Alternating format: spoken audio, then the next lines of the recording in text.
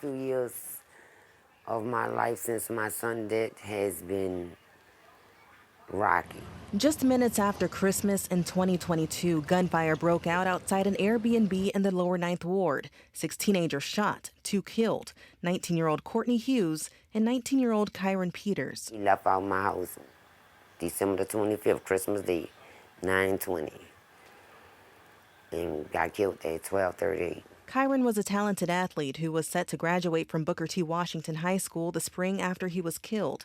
Kyron's mother, Ursula Peters, did not want to be on camera but says the pain from that night never left her. More than 3 years later, both families came face to face with the man responsible in court Tuesday. 'Cause it broke me, it destroyed my whole family. You know, you took a precious life away from here. 19-year-old Elijah Williams was arrested nearly a month after the incident and charged with murder and attempted murder.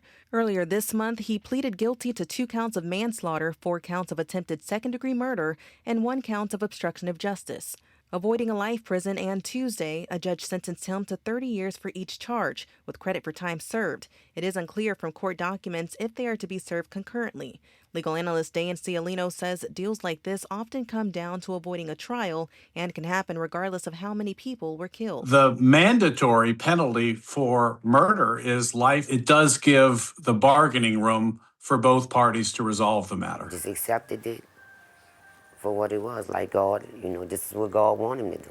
I just honestly couldn't endure a trial. I don't know if I want to say it's justice, but it suffices for me and my mental health. That was Derricka Gibson, whose daughter Courtney was also killed. At the time, she was a nursing student at Southern University, home for the holidays. Courtney would have been just finished graduating from Southern, be having the time of her life, celebrating. Even with the sentencing, the families say what happened that night at the rental still follows them home.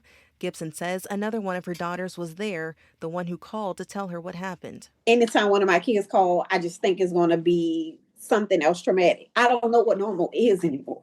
Or what could have been. I said, when you get fully into the nursing program, I'm going to transition from my LPN to RN program, and I'm going to cheat off you. You robbed me out of seeing my son walk across the stage. It's more better for me today. I have peace. Sonata McCall, WWL, Louisiana.